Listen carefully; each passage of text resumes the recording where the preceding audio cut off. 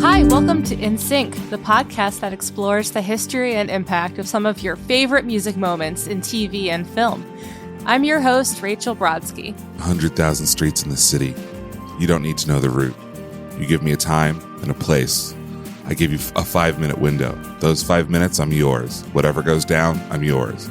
A minute either side, we're on our own. In 2011, 13 years before The Fall Guy, Ryan Gosling played another stuntman. Known only as the driver, this stunt guy moonlighted as a criminal-for-hire getaway driver in the neo-noir masterpiece Drive. Also, how many times can I say drive or driver in one sentence? A lot, as it turns out. Directed by Nicholas Winding Refn, Drive co-stars Carey Mulligan, Oscar Isaac, Bryan Cranston, Christina Hendricks, Ron Perlman, and Albert Brooks, and features a retro synth score composed by Johnny Jewel of Desire and the Chromatics. Setting the stage is the eerily distorted and entrancing Nightcall by Kavinsky featuring Love Fox. Joining us to talk all things Drive, Nightcall, and more sundown Gosling adventures is returning guest, writer Jake Kring-Schreifels. All that and more on this episode of InSync. Now that is one motherfucking fine-ass pussy-mobile, motherfucker. Damn.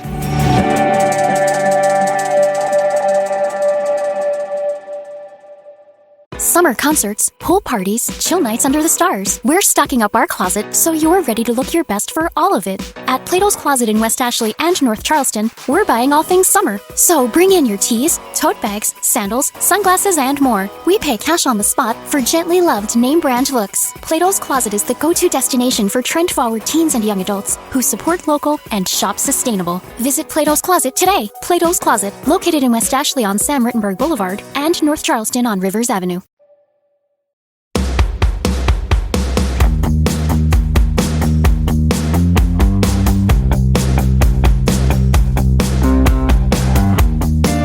Hi, Jake. Hello. Welcome back. What's up? I'm sorry you had to hear me say that, Jake. Jake's tender ears. Are you guys prepared for this podcast with driving gloves? Yes. No. It's squeak, leathery squeak on my microphone as I grip it. Have you ever driven a car with gloves? No. Neither have I. Taylor probably has. I've driven a car with like winter gloves on because it's cold, but not like driving gloves. What about you? No, I have not. But I do see the value in it, especially in the summertime when some of the palm sweat starts to coagulate onto the steering wheel. Sure. So at least in LA, if you're Ryan Gosling, I can imagine the need for keeping your car clean. I think this is going to be an interesting podcast if all we talk about is gloves. I will say, though, that like when I first saw Drive when it originally came out in 2011, I didn't live in LA yet. I hadn't even been to LA properly. Yes.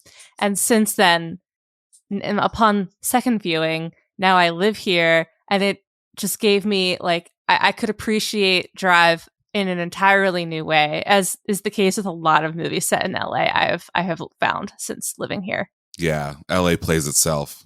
It does. See, this makes me want to drive in LA, this movie, but I have to imagine it doesn't really at all equate to the actual experience because traffic just seems terrible all the time. Well, I think that there is, and I'll talk about this a little later, like a very specifically LA traffic related bit in the film that I think is probably one of the best parts of the film.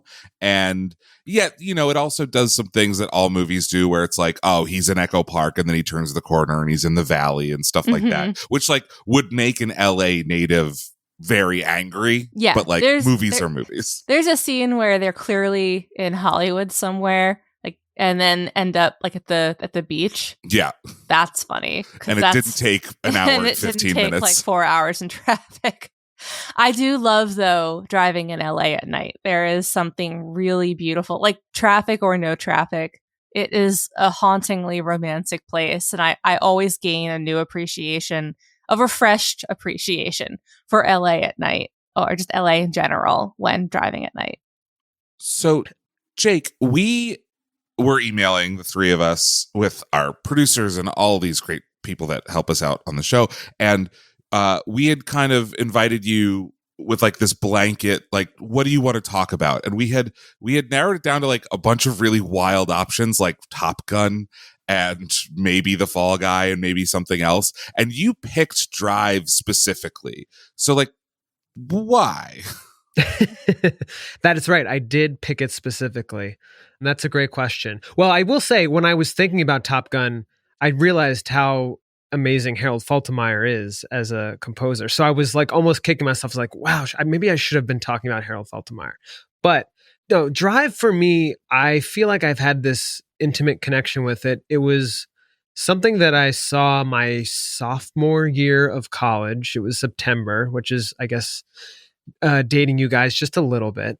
But I had gone to the theater. It was like a weird time, because I remember you'd love to see this movie in kind of this noir vibe. You want to go see it in LA, maybe at night or something. I saw it like a Sunday afternoon in New York, but I think what made it stand out was that I completely just transported me, and it felt so wrong to walk out into a sunny day.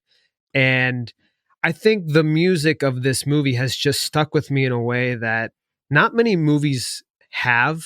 Truly. Specifically this soundtrack. And I think when you think about soundtracks, a lot of the time you're like, well, what is the visceral connection that you make? If you hear this song, do you go right to this scene or right to this moment in a movie? Mm-hmm. And this soundtrack, this song specifically, well, a few songs honestly have done this for me with this movie that really I haven't been able to equate to another movie. So that really was like the impetus, because I feel like, especially not knowing most of these songs when I went into the theater too, and then coming out just an absolute fan and having just committed myself to Kavinsky is something that only a movie I feel like can do like this. Yeah, I have a similar viewing experience with this movie, which is that I did see it on like, I think a Saturday or Sunday afternoon, and then I was in Boston, but like had to walk out into the sunlight. And it was like a weird experience. Like I felt like changed in some way. Yeah, it's so difficult to. But you talk. A lot of people talk about, especially on Twitter. There's always these prompts like, "What's the movie that changed your whole worldview?" or "What's the movie that you walked out of and you saw things differently?" I think this is a good example of that, because it is such a vibe. It is such a mood setter, and so anything that cuts against that specific winding Refn vision is a jolting experience.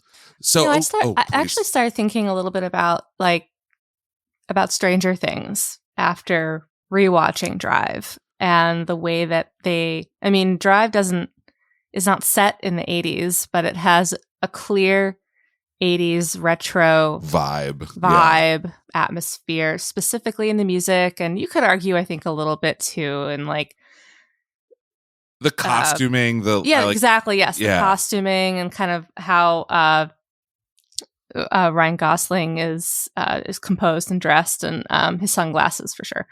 I'd love to dig into this a bit more on my own time, but like just kind of see a bit.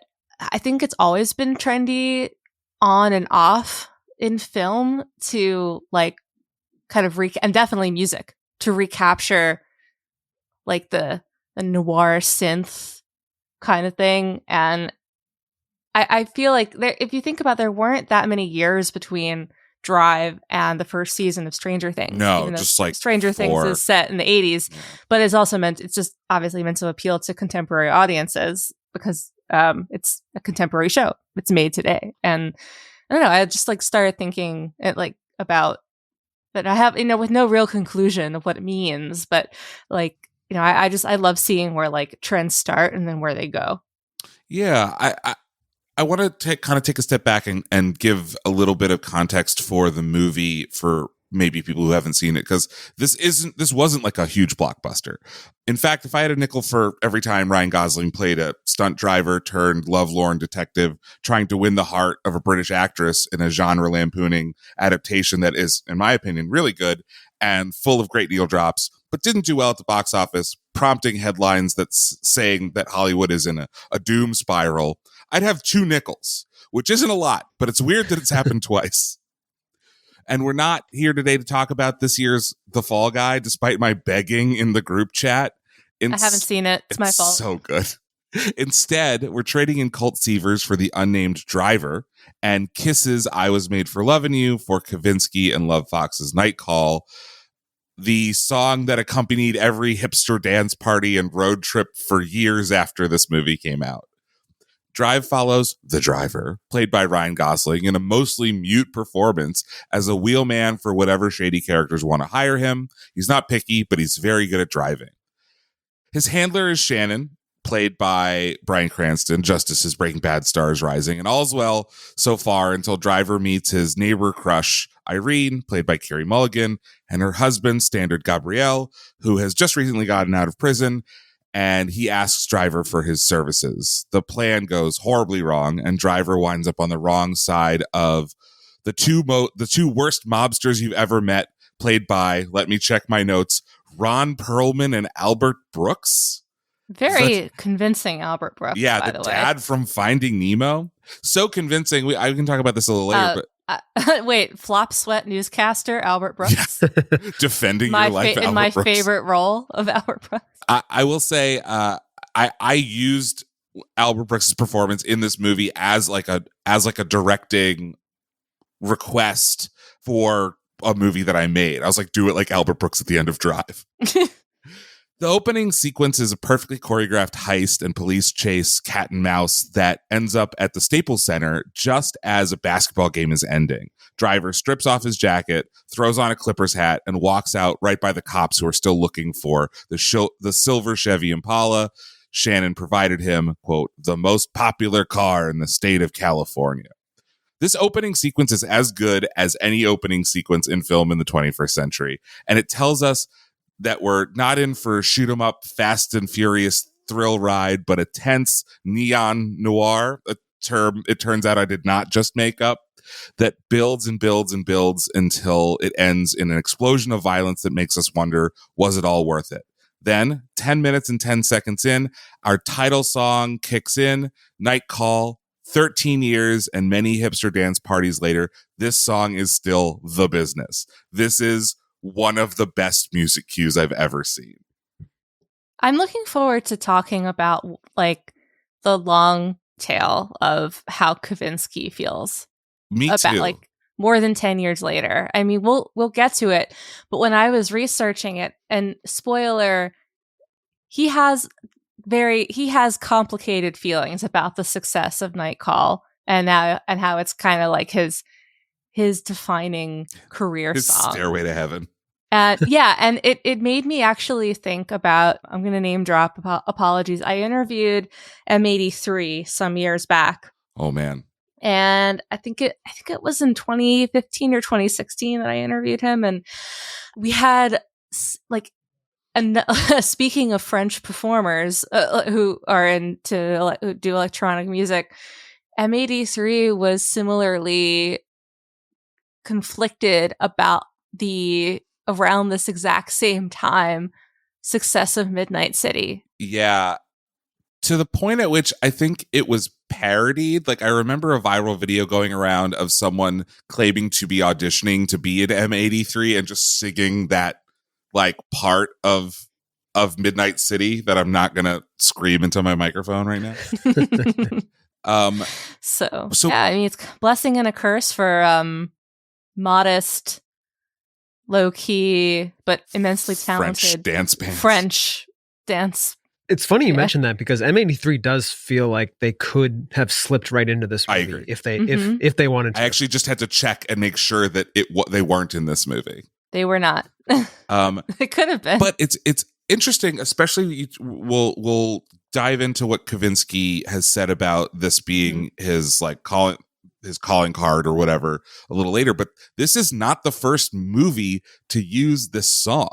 This song was also featured in The Lincoln Lawyer with Matthew McConaughey. And I think that this is like a really good example of, it takes the perfect combination of the movie and the song and the moment in the movie to make something memorable. Because like I was Googling around looking for its usage in The Lincoln Lawyer, and I cannot find it. It's not even on YouTube. And the only thing, the moment you type in Kavinsky, you just get the stuff from Drive. And it's the same year that Drive came out. Yeah, it was just a few months before. Right.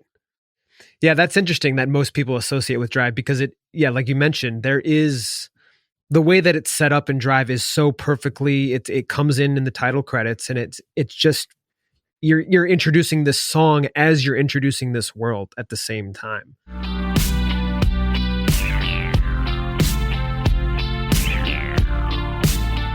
I'm giving you a night call to tell you how I feel.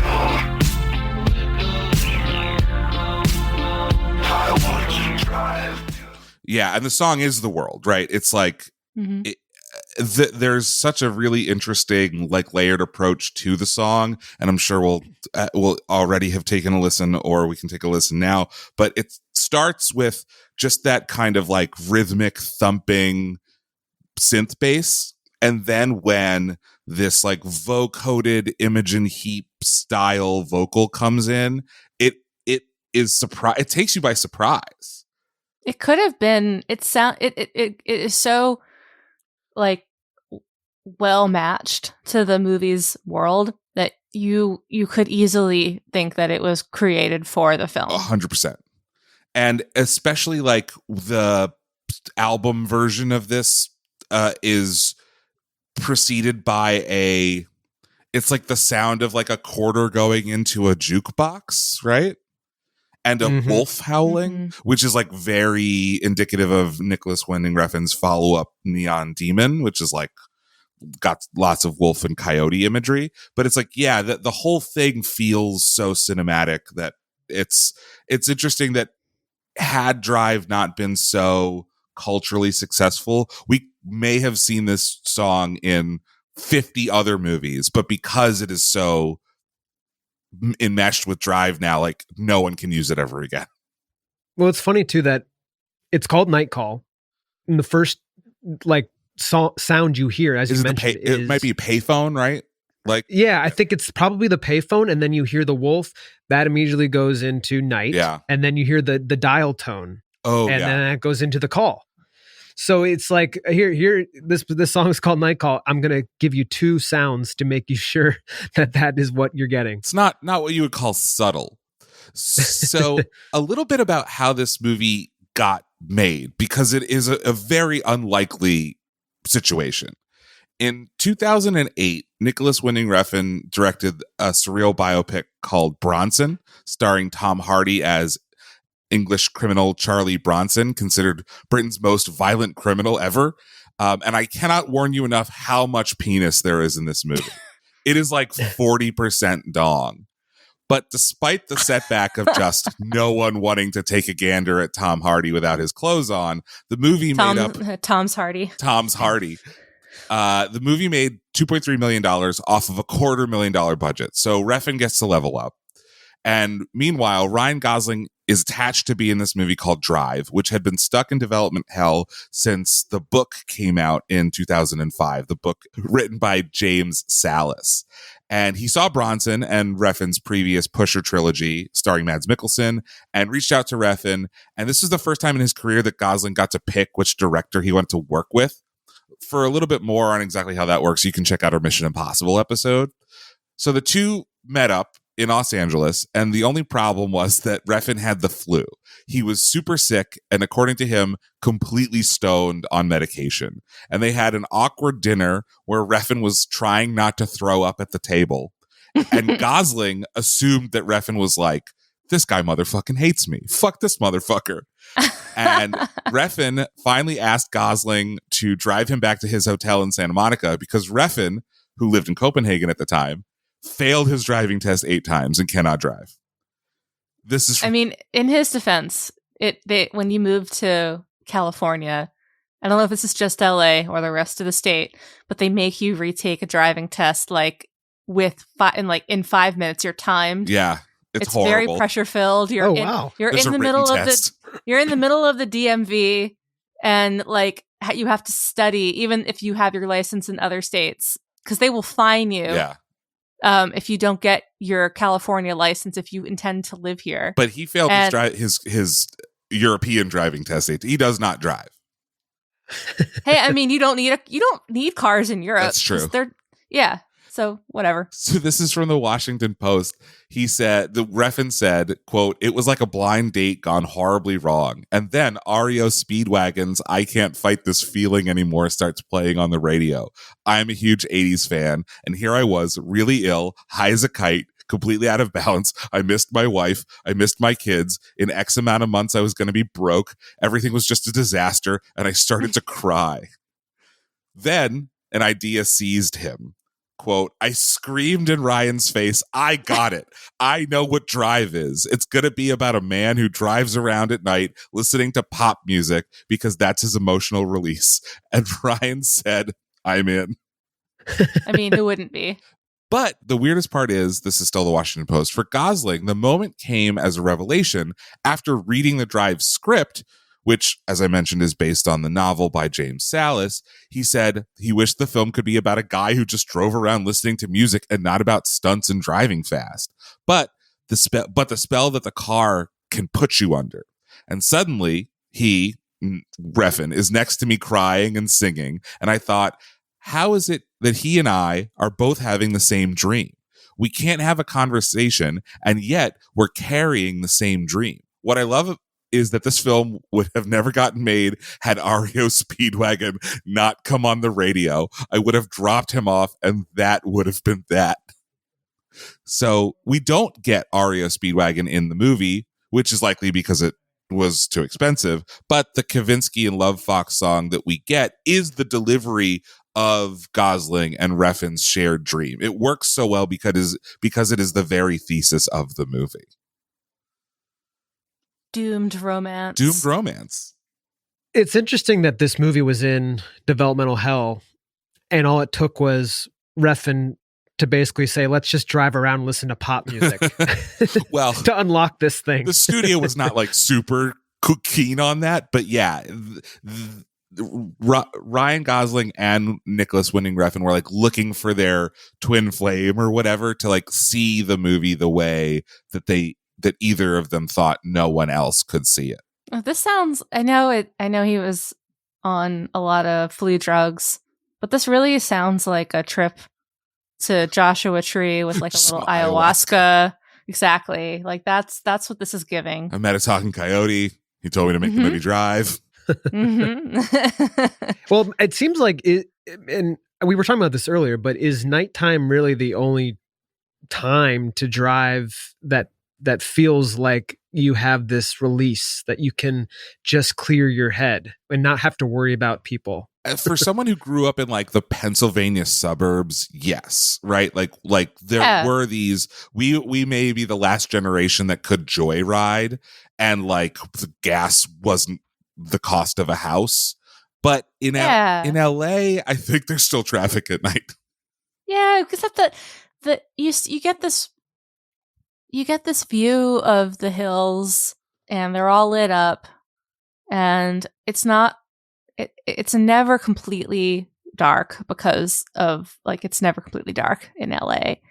But there's something so beautiful about the way the hills are rolling. Yeah. And yeah, like you feel like you should be on drugs, and yet you're not. Rachel's mother is a listener to this podcast, so we can say that Rachel is currently not on drugs. No, I mean, it's no secret. My mother knows that I have no like tolerance for pretty much anything. Like I am the most sensitive Sally with sensitive Sally when it comes to substances of any sort. So yeah, they know that I'll tell you one funny story, and it's okay. It's because my parents know it. So very shortly before pot became like legal in New York and California, I was still living in New York. It was like on the precipice of legality. I think my dad got like he got this terrible pain. I think he pulled something or tore something in his shoulder and neck, and it was just this terrible pain that like he tried everything, but like he was like, I should maybe get some pot. Maybe I'll ask the artistic daughter to get me some pot. She'll Daughter, probably know can where you to. score me some dope? So he called and was like, Rachel, could you get me some pot? And I was like, I understand why of your two daughters you would like expect to find that with me, but I don't know where to even begin because I have actually never bought it. I've never smoked pot. Yeah. So I mean, My mother's also a listener, but I also have never smoked pot. oh, I've smoked pot. I have. But I just never bought it until I like had like a legal, like a card. Jake, what about you? What drugs do you do? Oh man, actually, I really am the sensitive Sally as well. So there's not much going on in this household either. I wonder if that's part of what makes this music cue work so well for us, because it has that kind of like weightless floating vibe without any like chemical adjustments to our brain, but it gives you that kind of that feeling that Refn and Gosling were trying to reproduce, and it just like works so well. It like starts with this kind of overhead helicopter shot of LA, which you don't get a lot in the movie at all. It may even be stock footage, and it just feels so grand, even though the rest of the movie is so close to the ground. Well, I was listening to a podcast about this recently, and they made a point that I thought was worth sharing. I know. Yikes. But they made a point about the idea of this was like before drone shots in movies had really become massive and overused even. So the way that they introduce LA in this way, which is again kind of helicopter shots and kind of interspersing Gosling on the ground and driving through different highways and streets and then going back and kind of showing the whole city from afar. That felt a little bit unique. And like you mentioned, this isn't really part of the movie's aesthetic at all, beyond just this intro. So it gives it this like specific, very cut out part of the movie, which and again, even the opening credits, you don't really see. It almost feels like this extended, like you're watching a television series credits. Like you could just see like this would be the opening of a TV show. The Hills. Right. So like there's a way that you get into the mindset just simply because you haven't really seen a lot of these shots of LA before at night, and it kind of gets you into that vibe even more, just because it's not something that you've seen over and over again. And you've got this like kind of noir-esque voiceover from Gosling that I like read at the top of the show, like 100,000 streets in the city. And that coupled with these shots, these aerial shots of LA, make it seem like this is almost, you said TV show, almost like an anthology where it's like, this is just one LA crime story that you get. And like next week, you'll get another one. And this speaks to the procedural fan. Yeah, right. And but also like the thing that I love about noir and certain crime movies is that like these could be happening under your nose and you wouldn't know it. Like if the world blows up in an Avengers movie, like everyone's aware of the Avengers, but the characters in Drive could be pulling their heist right now and I would be none the wiser. So I had mentioned before we started recording that I have like a very different relationship with this movie than most people, because I was in grad school from 2008 to 2010 for screenwriting.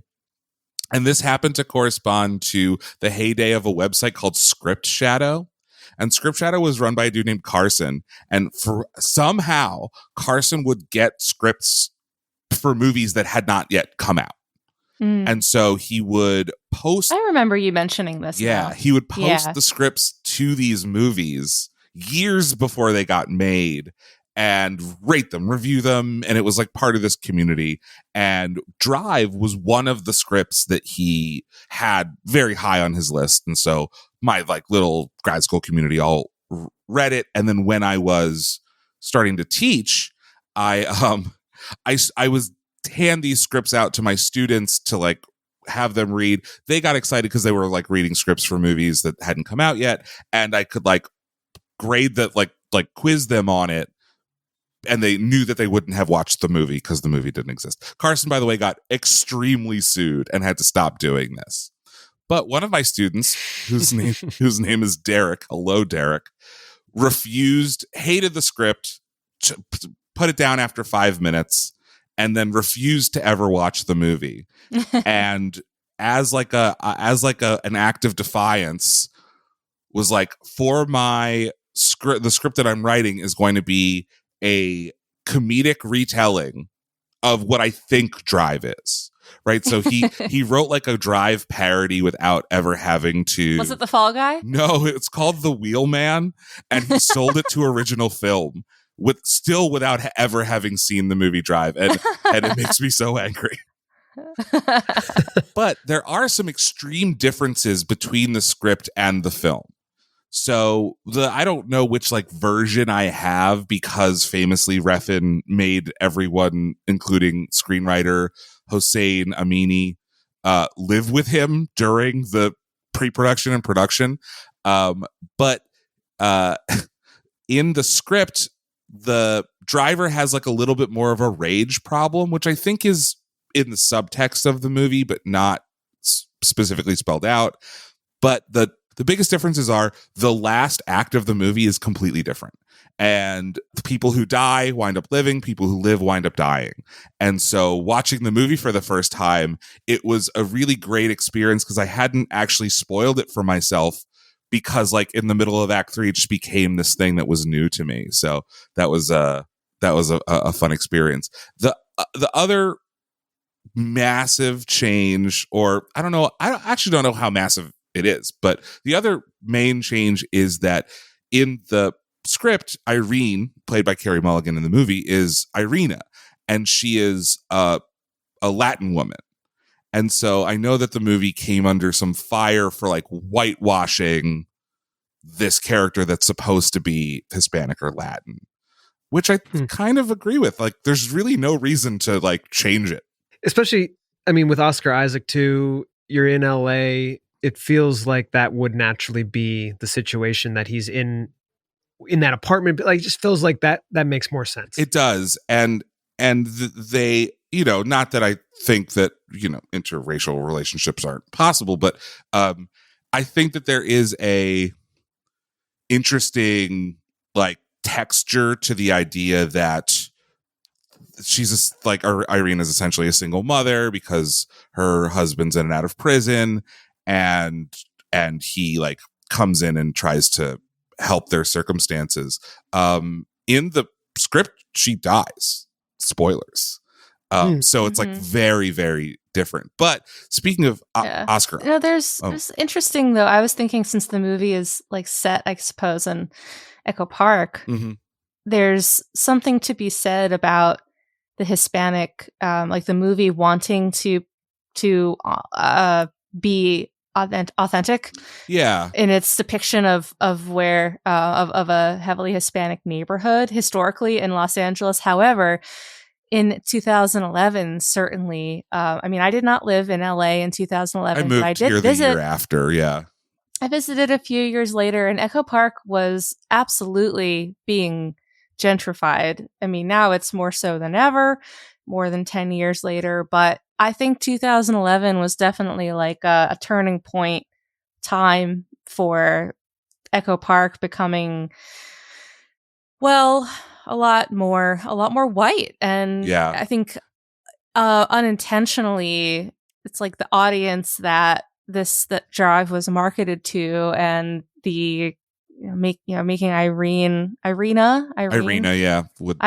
a white character. It's like, I'm sure it's not purposeful, but it is kind of like, well, we're viewing this through the white lens. And the opposite is also true, and also could have brought the movie under fire, which is like, if he's this white guy that's coming in to like fix this Latin family, like that could also potentially have gotten a lot of criticism. I understand both sides of this argument. It's just like a really interesting, once again, it's like weird that's happened more than once with Carey Mulligan situation that they put themselves in. But Jake, you mentioned Oscar Isaac and his character. And so like on paper, we've got this Latin family. The mom is like a single mom because the dad's like in and out of jail, which is like, it feels like the start of a racist joke. And when they cast Oscar Isaac as Gabrielle, he said, quote, "I don't want this to be another standard Gabrielle character that I play." And Refn's like, "Great, his name is Standard Gabrielle." and everything that, all the nuance that that character has of like actually being a loving father, actually kind of being down on his luck. And Rachel, something that you said to me, which is like playing this kind of dead-eyed sap really well, is from Oscar Isaac pushing against having to play the like typical Latin gangbanger type character. And so I think like it does make the movie significantly better.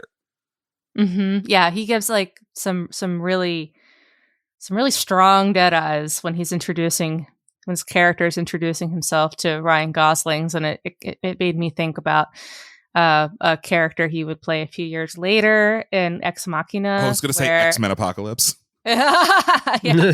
And his character is like this Nathan, this AI Google genius, this tech genius who's also really eccentric and reclusive, and he can just turn on a dime. I mean, he's a lot more charming than Standard Gabrielle. Standard Gabrielle, you get the sense that he might be a loving, caring father, but and also into some shady stuff, but he genuinely does want to kind of get on the right path, but can't, because even in prison, he's been in his options are like just for pure survival. It's like he can't. There's no getting out, even if he technically leaves prison. But you get the sense that he may not be like a super talented criminal. Anything. He's like their this was the first time. This is like the first time I remember really having Oscar Isaac register for me as an actor. Right? Yeah. I mean, he had been in, I think I'd probably seen the Russell Crowe Robin Hood that he was in. Oh, jeez. The year before. But like, other than that, this one. is kind of, I know.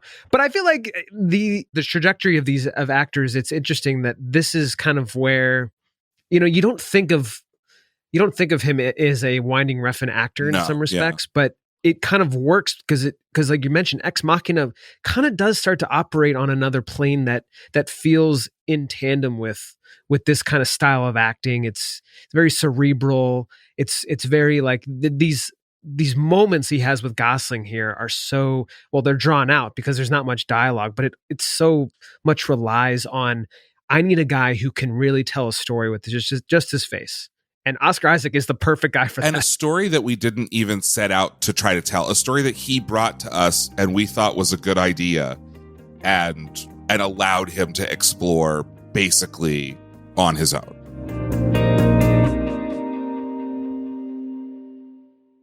Summer concerts, pool parties, chill nights under the stars. We're stocking up our closet so you're ready to look your best for all of it. At Plato's Closet in West Ashley and North Charleston, we're buying all things summer. So bring in your tees, tote bags, sandals, sunglasses, and more. We pay cash on the spot for gently loved name brand looks. Plato's Closet is the go-to destination for trend-forward teens and young adults who support local and shop sustainable. Visit Plato's Closet today. Plato's Closet, located in West Ashley on Sam Rittenberg Boulevard and North Charleston on Rivers Avenue. So this basically should be and introducing Oscar Isaac, because before this he had been acting for a few years. In 2005 he played Fart Man in a movie called Lenny the Wonder Dog, and then in 2006 he was Joseph in The Nativity Story.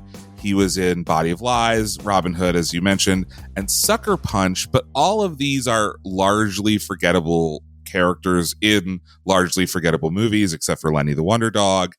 And then Drive happens, and the next year he's in Won't Back Down, he's in Inside Llewyn Davis, he's in The Bourne Legacy, Ex Machina in 2014, Star Wars in 2015. So he's like, this is a real turning point for him to be A-lister Oscar Isaac. Is this where we also talk about Ryan Gosling here and in some of his acting? I think so. It's really great. because it's funny. It's so funny to have this conversation, I think, after The Fall Guy, after Barbie, and just looking at his overall arc as an actor from, obviously the early Disney days, but he was in a real mode for like 5-6 years where he was playing dark characters, sad characters in darker movies. It's weird because it's just crazy that he went that long in this mode. But he also does like he will flip flop back and forth, right? Because I think everyone's like real first. His big turning point was probably something like The Notebook, right? He's in Remember the Titans in 2000, but he's like the 10th on the call sheet. But Notebook is 2004, and that's very fluffy, right? Yeah, it's fluffy but substantial. Sure. I'll give it that. And then they won Best Kiss at the MTV Movie Awards. Oh, that's true. And then he's in Half Nelson, which I think he got nominated for an Oscar for.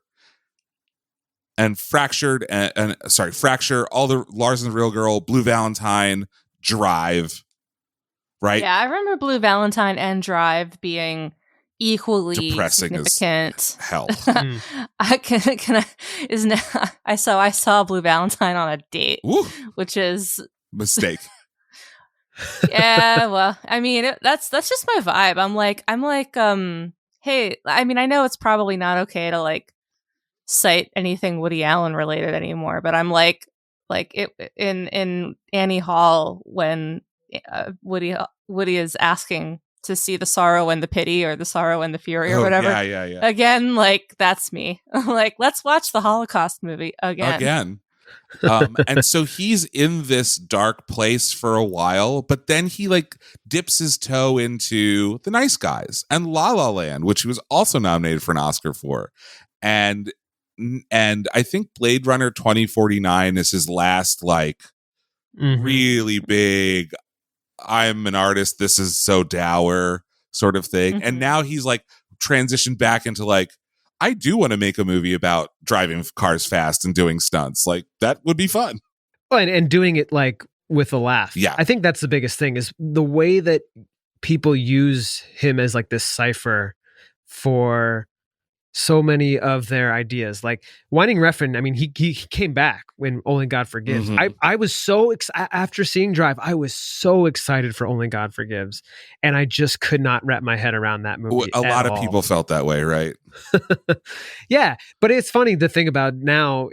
I think it's almost like the people forgot that he had a personality in some way.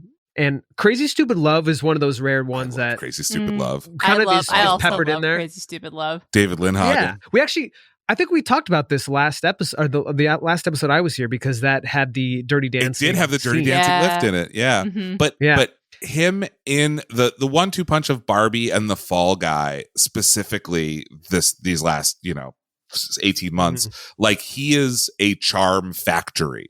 Like they realized that the best, or maybe not the best because it didn't do too well, the best marketing for The Fall Guy was just like putting him and Emily Blunt in front of a camera and letting them goof off together. And he's just like the single most charming person alive. Yeah. I think if Ryan Gosling has gone through like significant chapters in his career, like early on, I mean, he started as a member of the Mickey Mouse Club, right? And he's on Are You Afraid of the Dark? I did not remember that. But he goes from like child actor dancer to heartthrob, aka The Notebook.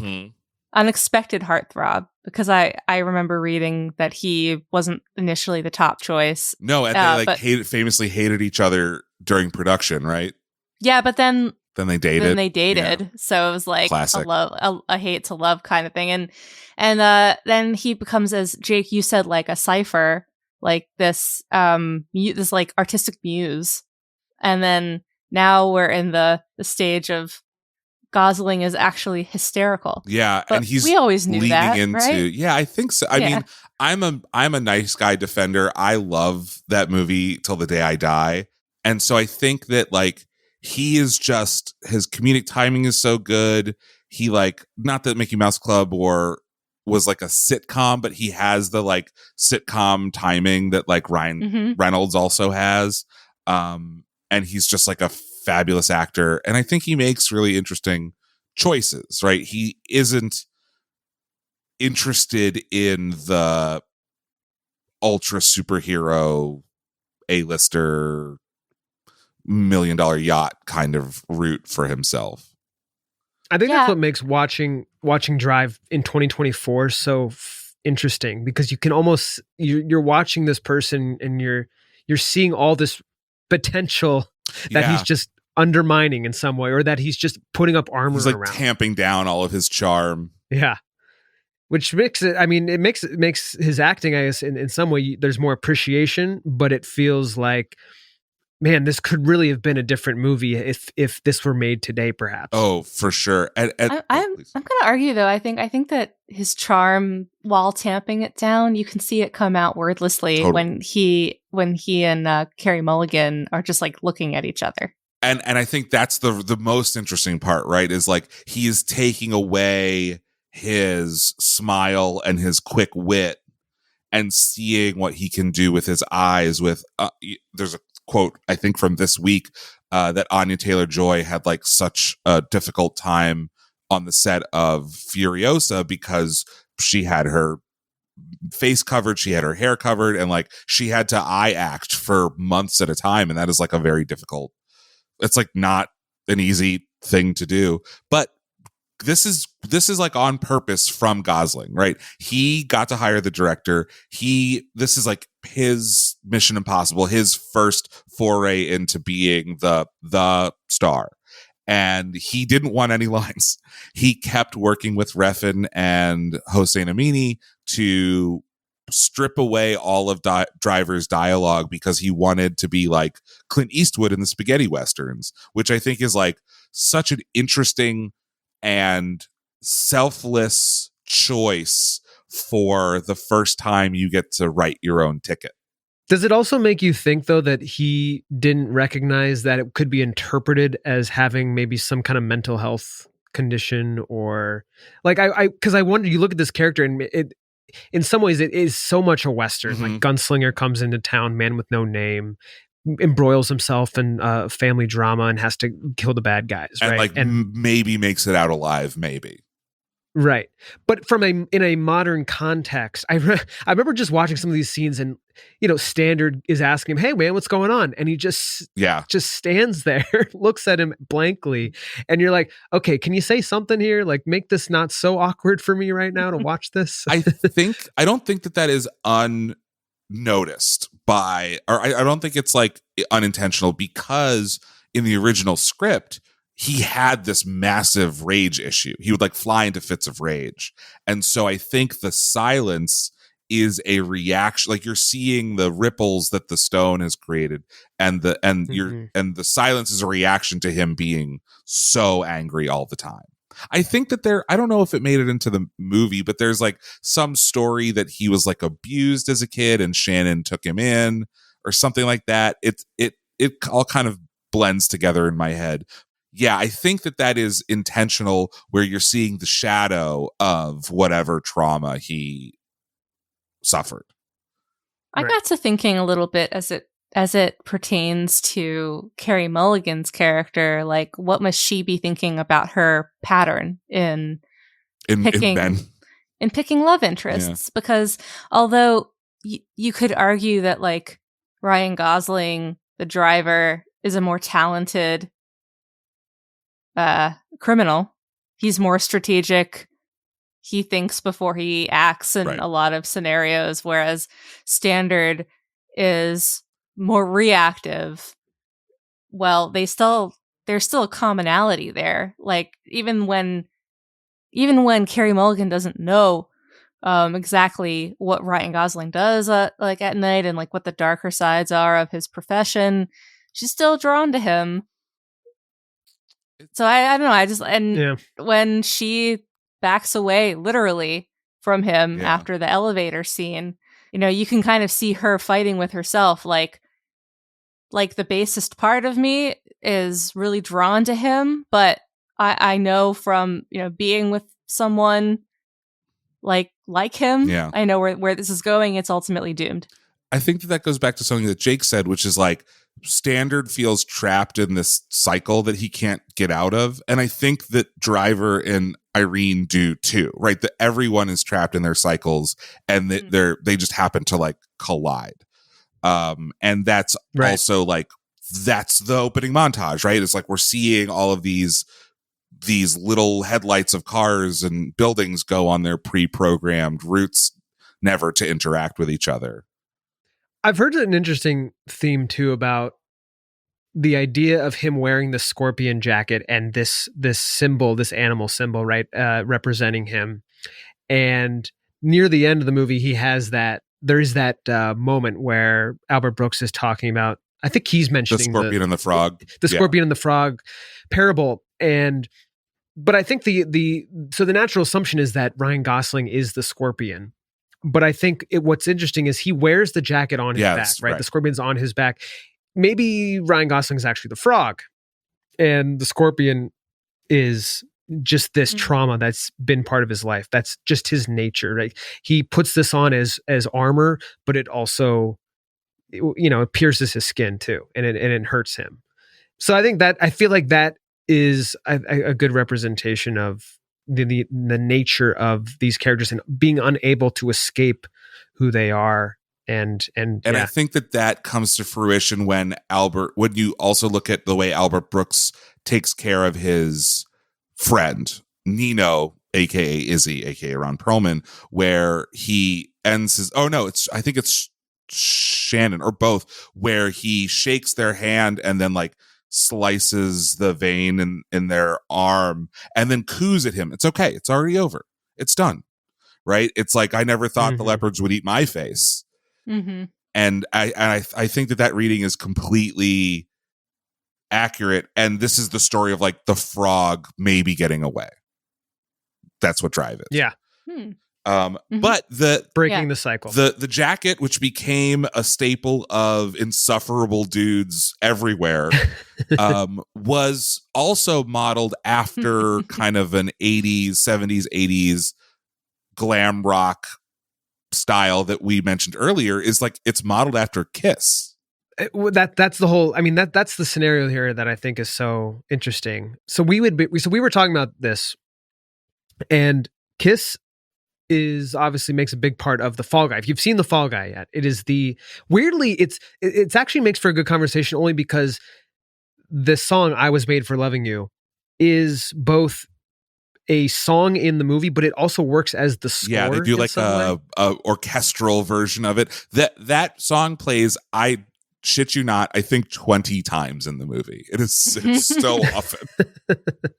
So, but what the weird connection here is that Winding Refn has mentioned that he was listening to this song and it basically inspired the Scorpion jacket. So the idea, first of all, that the Fall Guy and Drive are about a stuntman in general is a funny kind of common thread that Gosling has played two characters like this. But just the fact that David Leitch somehow went into the ether and found that this Kiss song was also connected to this movie is fascinating. I do think that these movies are in conversation with each. I mean, how could they not be? But like, I think that these movies are in constant conversation with each other in such an interesting way, where it's like if Drive and I know exactly what it is. So Drive has this cult following, right? It didn't do bonkers at the box office, but it has this cult following. So does The Nice Guys. And every so often there will be this like viral tweet that's like, Nice Guys sequel when? Drive sequel when? And Gosling's like, you know what? Let's just do both. And this is if he tried to do a Drive sequel and a Nice Guys sequel at the same time. And weirdly, I think it's relatively successful. Yeah, that's an interesting conflation of two things. Yeah, that's funny. I like that. I like that reading because it does. Yeah, it takes in both personalities, and it is funny because the Fall Guy is based on an '80s television show. Sure, yeah. So you're also going back into the '80s that way, both with Kiss, but also with a lot of the 80s synth and score and songs that kind of are reflecting that era. And so for those of you who are unfamiliar with The Nice Guys, it takes place in the 70s. So like we're like period, the idea of period is like a big conversation. And the original script for The Nice Guys, which I also have thanks to Script Shadow, was a modern movie that just felt like it took place in the 70s, and then they abandoned it and actually set it in the 70s. So we're all like each of these three movies shares DNA in this strange way. Well, speaking of 80s synth, should we get into the soundtrack and then dial into Kavinsky a little bit? Yes, especially because the soundtrack was listed as on Spin Magazine's list of 40 movie soundtracks that changed alternative music. Are either of you familiar much with Johnny Jewel, the Chromatics, his whole thing? Not at all. I remember when I was working at, speaking of Spin, when I was working at Spin, every now and then we'd write a news item about how like Johnny Jewel is doing something with the Chromatics again. And it was it was just an exciting moment. It was like the Chromatics and Johnny Jewel were these like figures, one being a person and one being the band, that like they popped up a little bit and they kind of went back down and they kind of pop up again, and he, showing signs of life, and so just their evasiveness was I feel like kind of this like at least when I was living there, this like New York music scene legend stuff of legend. And so the Chromatics are like a pop band, right?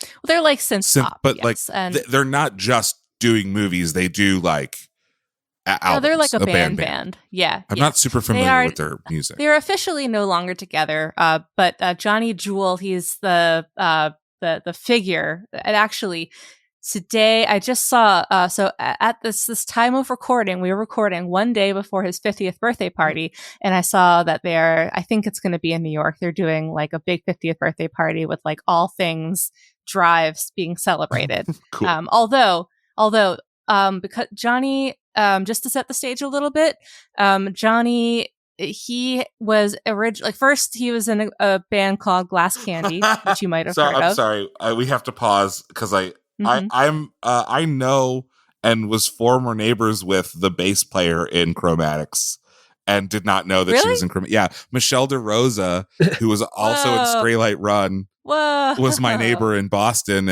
and had a band called Destry that I did a video for, and super nice. I know her and her husband who's in the Dropkick Murphys, and I just like looked up the Chromatics and I was like, oh, Michelle. That's crazy. Stupid. I love when that happens. Sorry, Michelle. That's amazing. So I've always like Glass Candy for me is like one of those bands that I was like, they've always kind of been in like the backdrop of bands that I like, but I just did not dig into like the band members' names. So Jewel has this, he's now known for like kind of like like really leaning into like the 90s no wave sound and then blending it with a bit of like Italian disco. And he in 2006 he founded the record label Italians, or rather he co-founded Italians Do It Better. Bada bing. Which has Chromatics on there, of course, Glass Candy, and the band Desire, which is Johnny's band with Megan Louise as the vocalist. So Johnny Jewel he's like this figure with a lot of different electronic synth, no wave, very atmospheric types of projects. But he also, in the last, decade and a half, got into scoring movies. And prior to Drive, he worked on Bronson with Nicholas Winding Refn. So they had a history. Then Refn approached Jewel again when he was on a West Coast tour with Glass Candy and Chromatics. So this is where things get a little funny, because although Johnny Jewel is credited as doing the soundtrack and the score, he actually steps away at some point. Like just creative visions start to diverge. Refn and Jewel, there's no falling out officially, but there's just like a change in creative direction. So a couple of chromatic songs do make it onto the soundtrack, or rather Johnny Jewel fronted projects. So we've got Tick of the Clock by Chromatics. We've got Under Your Spell, like we were talking about, by Desire. And Jewel ultimately leaves, and then who comes in but Cliff Martinez? Cliff Martinez was he's a prolific film scorer as well as a one-time drummer to the Red Hot Chili Peppers. Incredible. He had previously worked on Steven Soderbergh's Contagion. What a weird movie that is. Yeah, and so since then he has done the music for Only God Forgives, as well as The Neon Demon, a movie that continues to haunt me to this day because of one very specific eyeball eating scene. Mm-hmm. Yeah, he loves eyeballs. There's a whole eyeball. Oh, there sure is. Piercing scene in Drive. So Martinez told NME, I had 5 weeks to basically like pick up from where Jewel left off, which is unusual. Usually when they call for the composer, they're editing the picture. I was working with the final cut, which was pretty advanced. There was no time for second, third, or fourth drafts of the music. You just had to go with your first impulse. So these two creatives, Jewel and Martinez, like their work is sort of suffused together just due to timelines. And also, speaking of timelines, because they had this locked cut, a version of the Jewel only soundtrack leaked. And I think I saw that. Yeah. And so people had seen like a basically a preview version with an entirely different, or let's say mostly different soundtrack. And like that's a huge, obviously they don't want the scripts to leak. They definitely don't want the films to leak. A huge problem for the studio. Yeah. So then this is where we get to Kavinsky, and real name Vincent Belorge, which I feel like I'm just butchering because Belorgi. My French Belorgi. I don't actually think it's Belorgi. Belorge. Kavinsky is like Vincent's. It's like his character that he made for himself. So, Vincent's a French electro house artist, and that he releases Nightcall as a single in 2010. Cool thing about Nightcall that it was co-written by Daft Punk's guy Manuel de Hamem Cristo, who also produced. And this is something I did not realize until just now, and I feel pretty silly for not realizing it because I was a huge fan of CSS. Incredible. The band. Huge fan who just reunited at Just Like Heaven Fest in Pasadena and famously sang Music Is My Hot, Hot Sex, one of my all-time favorite songs from the 2000s. And so the female vocal, Love Fox, on Nightcall is the lead singer of CSS. I have to say, I absolutely hated that kind of music, the CSS and Ting Tings sort of music in the mid 2000s, and I need to give it a reappraisal.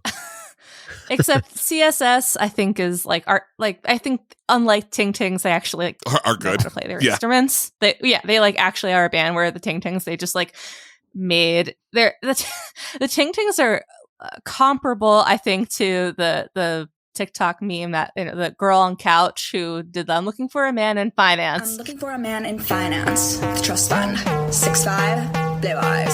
Finance. Trust fund. 6'5", blue eyes. Finance. Who like just happened to make a really good chant, and then like it just got remixed to hell, and now like she has a label contract. Good for her. And I Ting Tings basically did that. They just like made one really good like beat and riff, turned it into a song, and then like the label was like, make more, and they were like, I don't know if all those bands I was like, you're not La Tigra. Yeah, well, so few can be, but I did love CSS, and I also love Love Fox's like very ethereal vocal, and it's so different from what she did in CSS.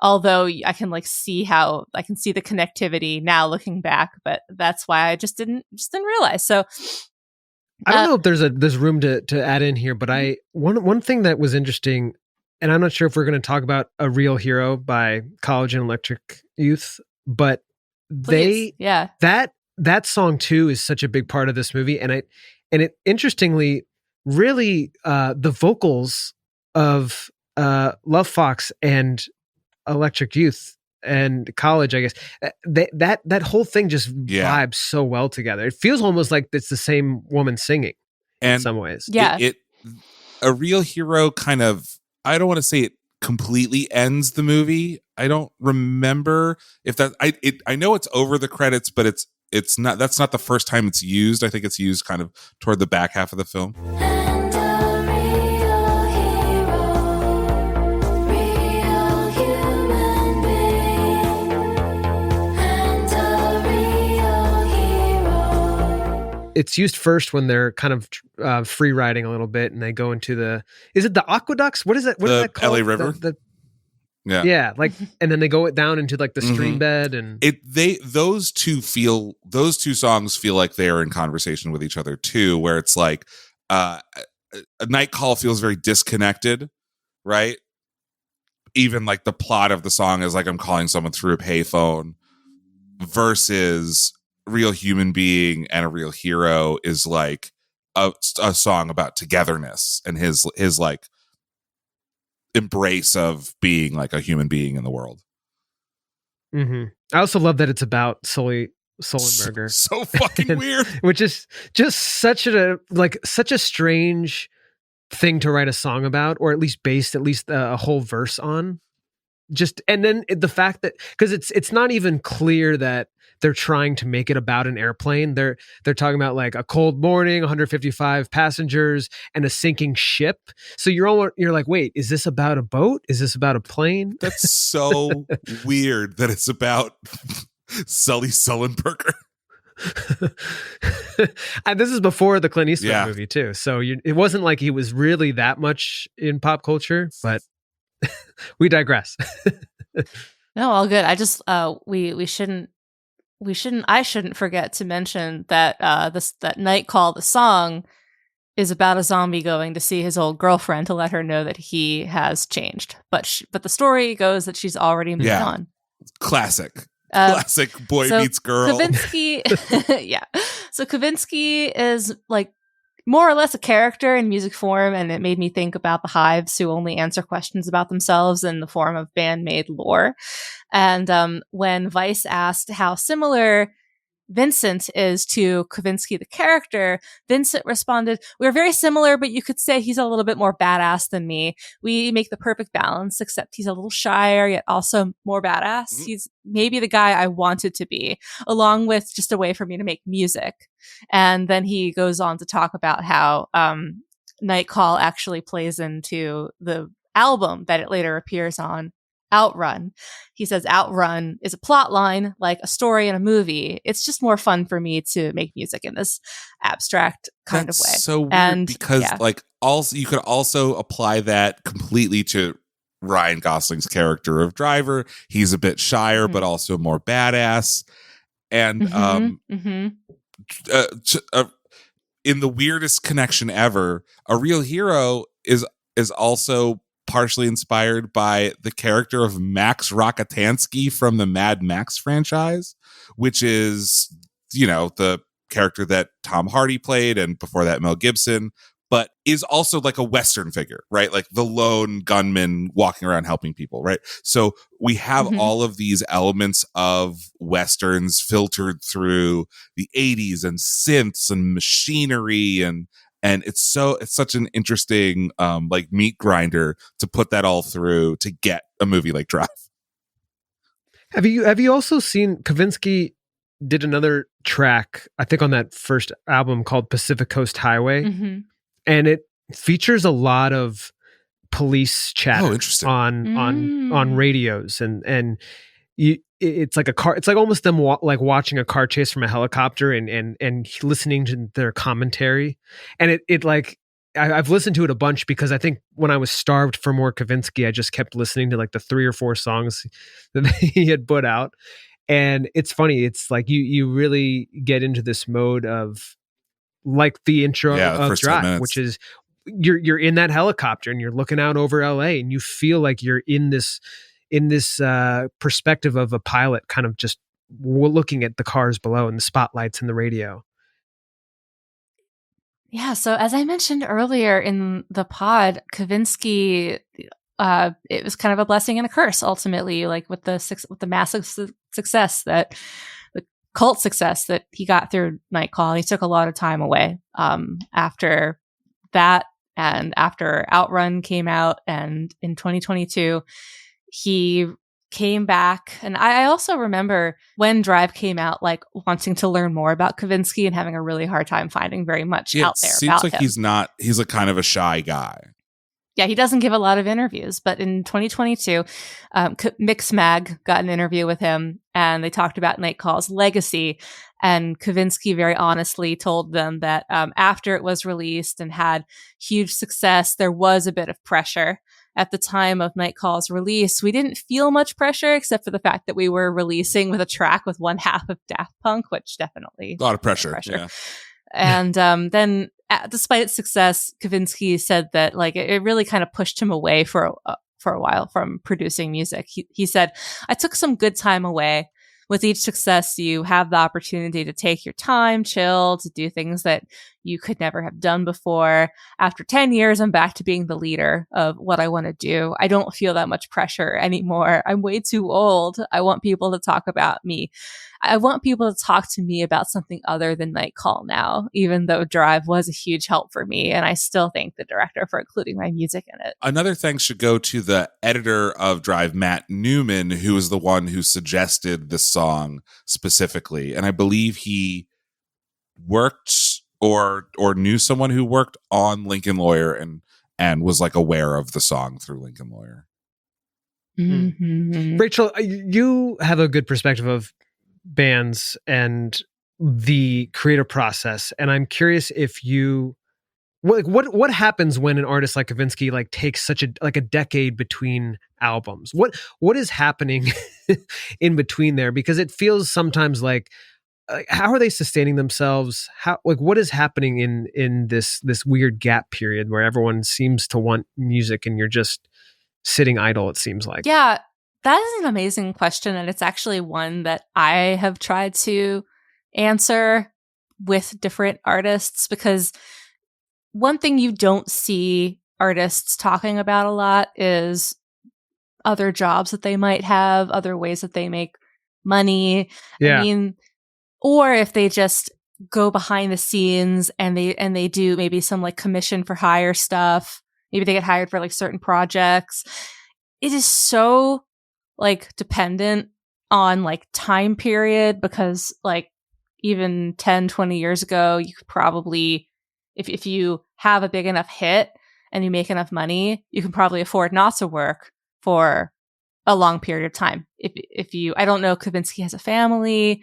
He might like, I think it's dependent on whether or not if you do have a family, then you're probably more likely to take project-based jobs that don't involve you putting music out and then promoting it or touring it. If you live in Europe, it might be a little easier to not just like, we're so, I think, accustomed to like the hustle and the grind in Western countries like the US and Canada, places that like don't have, especially the US, where there aren't any like art grants. So that's, hopefully that like begins to answer your question. Yeah. I mean, it's funny to think they about. might do like producing, they Yeah, might do lots of- engineering, they might, yeah, and none of that gets like top billing on their resume. If you're not a commercial artist, I guess there's not this pressure from a label, right, to put something out, to keep momentum, to follow up with a contract, right? It's up to you. And yeah, I guess maybe being on a label may have something to do with it, because you are under contract to keep producing. But if you're independent, then it's like it is. You're right. Like it's totally up. It's your call. Like when you feel that creative enough and like actually want to put something out. But it almost seems like the longer he went without producing something else with this Outrun album. I mean, it came out a couple years ago, but the longer he went, probably just made Nightcall more and more. That's like his the last card. thing we ever heard from him was this. Yeah, especially too with like the nostalgia cycle. And it's been 10 years. There was a bunch of pieces that revisited Drive, revisited Kavinsky, revisited the soundtrack. And so with by not putting out more music in the interim, you're right. And then add on a layer of 10-year nostalgia. Well, it's like the need and the focus becomes a bit more frantic. So it's a bit of a double-edged sword. I hope Kavinsky's happy wherever he is in France. doing. I liked his new album. I think it is in line with what a lot of people expected after Kavinsky, or after Nightcall. I mean, yeah. Speaking of those 10-year like reappraisals or nostalgia cycle, I want to read something from The Ringer from their 10-year anniversary thing that says like Drive still goes after 10 years, something silly.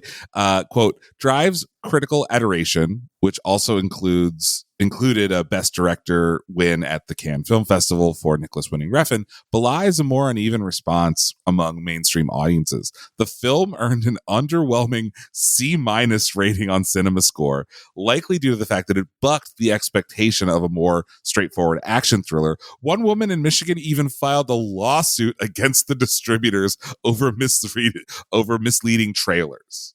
So Imagine having the time to do that. My by God. the way. The 2011 was a simpler time, let me tell you. But as we wrap up, I want to kind of examine what we can learn about the movie industry from Drive, specifically compared to The Fall Guy. So The Fall Guy made waves just this last week because it is being removed from theaters slowly, and it is already on streaming services with 20 extra minutes of content. And I want to do kind of some number comparisons. The budget of The Fall Guy was nearly 10 times that of Drive, $130 million compared to Drive's $15 million. And the box office tells a slightly different story. $147 million for The Fall Guy, which is considered not quite a success because that budget money doesn't account for like print and advertising, versus $78 million for Drive. So even though Drive made about half as much as The Fall Guy, it cost only 11% of what it took to make The Fall Guy. So it was considered a success, while Fall Guy is considered somehow a failure, which is like really puzzling to me. But neither of these movies are considered blockbusters. And that's not why we continue to remember Drive as an important film. It's not like there are lines down the block. Drive played in theaters from September of 2011, which is when you said you saw it, Jake, to June of 2012. So that's 9 months, despite people literally suing the film for false advertising. While The Fall Guy got put on streaming after 3 weeks, giving it almost no opportunity to be a part of the cultural conversation.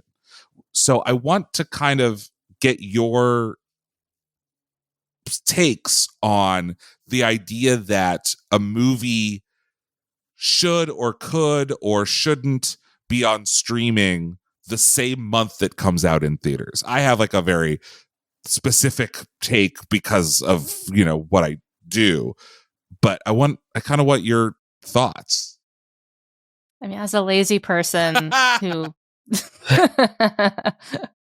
I have no problem with the movie. I mean, I understand the downsides. and actually, I think that if a movie goes on to like Netflix, I think it just like depends on what streaming service I believe it's on lands Peacock. on.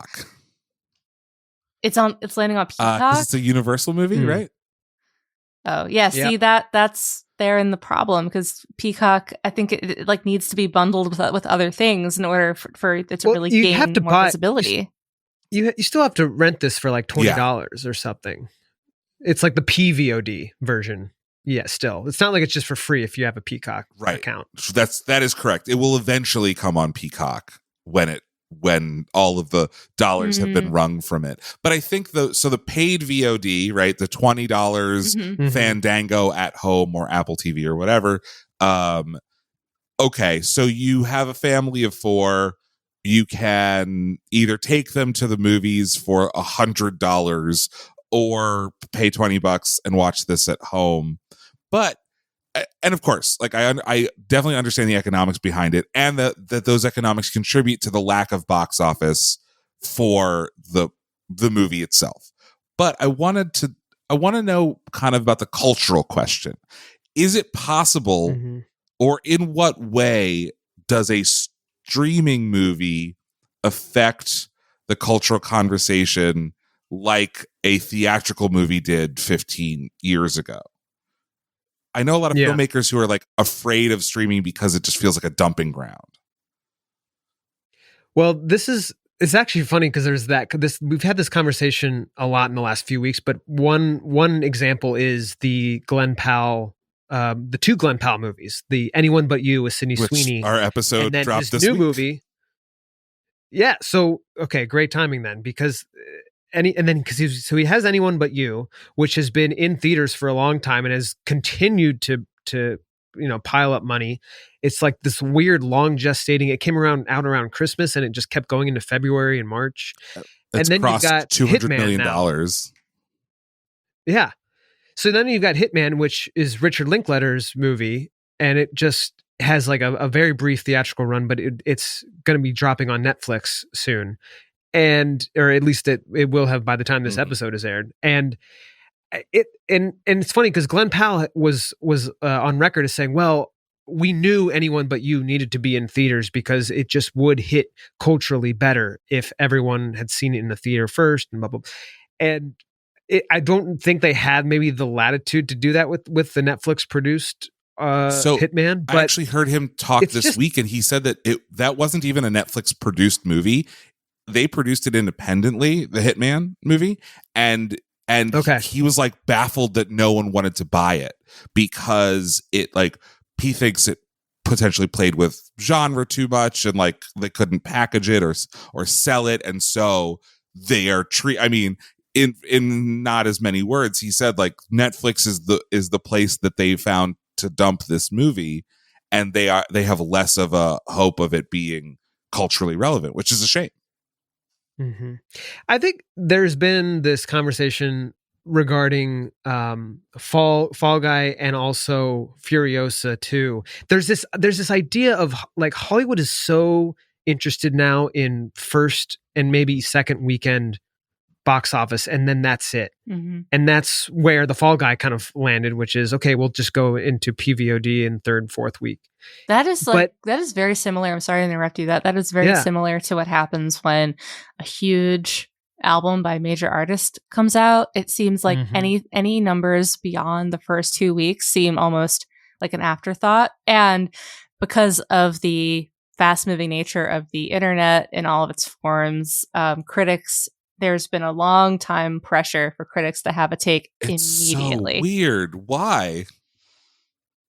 I don't something else is understand going to come out the next day. Yes. We have to, I think because there is there's a huge media blitz. I think we've become ingrained in talking about a week, like an opening weekend box office report throughout just any cultural journalism. I mean, every time you look back at a movie, well, it made blah, blah, blah, blah on its opening weekend. I think that's like a sentence in almost every movie, piece of criticism or analysis.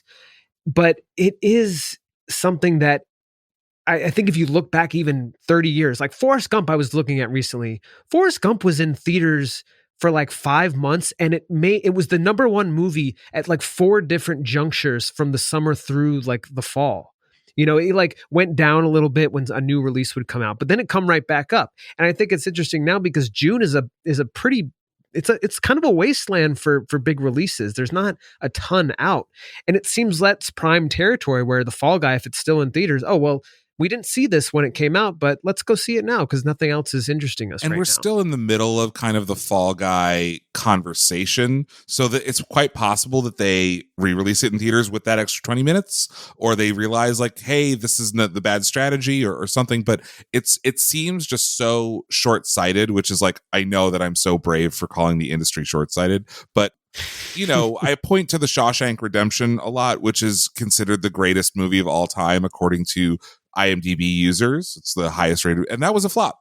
That movie did not do well at the box office and had the second life on videotape, VHS, and we don't do that anymore. There's no place to find these movies because we're always swimming in these choices, and part of our culture for some reason, and I participate in it, but part of our culture now for some reason is rewatching old television shows, which like was not a thing 10 years ago.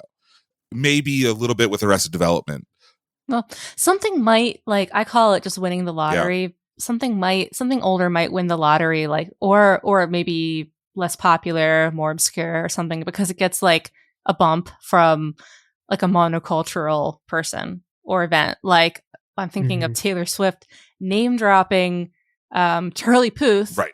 in one of her Thinking that he should songs, be bigger, and then which I disagree with. saying he should be bigger. I and, actually and then, agree and with then that, he gets, by the way. What? You agree? I do agree. I don't know if I share that. I opinion, agree with but you, Rachel. I won't get into it. I'm okay. I think he is just like, he just is giving me theater kid on every level, and I'm just like, ugh. Sorry, theater kids. I love you. It's just that he, and also I've heard some things. I've heard Get a fucked, thing Charlie or two, Puth. a thing or two or three that I Damn won't it. say. But just about his, well, personality, Extracurriculars. But even yeah. movies like The Hangover. But he got this like huge bump in I think streams. That, don't quote me on like the figures, but I think he's like he's been like emboldened to make more music in this moment because of the Taylor Swift name drop. I will say just briefly, Aviv, that I think there is the conversation we're having about streaming and theatrical and like what makes a movie like Drive like last because it was in an era where that wasn't really the accessible route for a lot of movies. There's just the urgency factor here, I think is important, because when you do tell people, hey, if you don't make this the first 2 weeks, just wait at home and it'll be right there and you'll still be in the conversation. There's just no urgency to get to the movie theater. And so it's a weird balance. Like, you want to cater to people who don't like going to theaters anymore and who like to enjoy their entertainment at home. But by doing that, you're also telling the people that go to theaters that this isn't as important anymore. And generally the conversation about going to a theater feels less exciting, or like there's not yet that, there's still that urgency that metric to go. that we judge movies' success by, right? Where like people are Right. talking about because of Furious and The Fall Guy. Hollywood is now in a doom spiral because Memorial Day weekend, by the way, which is kind of like, people go outside and hang out and they go on vacations. I feel like that was a weird release date anyway. And like it, it's sandwiched. Fall Guy was sandwiched between like Furiosa and Garfield. There's like a huge list of movies that had long tails, famously Deadpool, The Hangover, all of these movies that like took a while to catch on and then became really big at the box office. And it's just insane that not a single studio is taking that approach anymore. And we're wondering why the industry is failing. But I will say that I think with Drive, the idea that movie was in theaters at least until the next winter is really, it's fun, because I think it's fun to remember those times when you could go hop back in and say, wow, this is still in theater. I have a chance now. Maybe I was really busy in September. Maybe I just couldn't get out there. And now I can actually experience the full value of listening to Nightcall, being in this immersive LA neon night lit place. And that's something that I don't think you get in a home entertainment arena. Sorry, Rachel. I feel like maybe you're missing out maybe on some things now. I still go to the movies. I'm just pickier about it. And I think the cost is another thing, right? Like money is tight for everybody, and movies are expensive, part of it, for sure. And I don't want to discount like the quality of the movie itself, right? I'm comparing The Fall Guy and Drive as though they are of exact equal quality, which I don't actually believe. Right. And this is back to The Ringer. They say it better than I could. It's a testament to Refn's visual mastery and aesthetic choices that a decade on, Drive has such staying power. And at a moment when action movies like Fast Five were upping the ante, Drive proved that even if there wasn't such rattling under the hood, there was still plenty to admire about an old school neo-noir made with an abundance of style and a protagonist adhering to a simple ethos. I drive. Yeah, I agree. I think that was written by Miles Surrey, a good friend of mine. So shout out to him, because I think he's been on the Winding Refn train for a while now. But that is, I think, the maybe the counter programming argument for this movie that, Fast Five that summer was the movie to watch. And this Cars. that's like And then- literally why that woman sued. She's like, I thought it was going to be like Fast and the Furious. Right. This is the adult version. This is the, I guess you could say. I mean, they a lot of times, a lot of the Fast and Furious movies at that point, that Fast Five, I think, is really the jumping off point when they added Dwayne Johnson. It just became kids in the playground going crazy. And there's there's something to be said for that, right? Like I'm not anti kids in the playground going crazy either. It's just a different, that's why they make chocolate and vanilla ice cream. Right. Thanks so much for joining us, Jake. Yes, thank you, Jake. Thanks for letting me talk about Drive with you guys. This is, it's funny because I think I was reflecting more on why I wanted to do this, and I actually somehow never really written about this movie or soundtrack, and so I needed some kind of outlet to really feel I could unpack this a little more. I know that your friend Miles wrote the Ringer piece, but I do feel like you could have just as easily written a Ringer piece. I do feel like your name always comes up when I go looking for Ringer pieces on movies. Yeah. I've got a few that I feel like when I latch onto something, if I can just talk to the director, it just is like, it's like my own personal project, and then it ends up being something bigger. So it's always they always give me that space if I can at least get the access. And thank you all for listening. We are InSync. We're edited by Katie Yonner, production coordinator Kyle Bosch, associate producer Lou Barron. Hi, Lou. Social media producer Dale Stanfley, executive produced by Tommy West, original music by Taylor Barefoot. We are a Pro Taylor podcast. InSync is a production of Gotham West Studios, and you can follow us on all social medias: Facebook, Twitter, Instagram, TikTok, whatever new one they've just invented, at the InSync Pod. Jake, where can people find you? They can find me, at my website, JakeKring-Schreifels.com. I finally have one of those. On Twitter and Instagram. JakeKS19 is my Twitter, if you're still on there. Empty mall that is. Yeah. Twitter. It really is. Thanks so much for listening. We'll talk to you next time.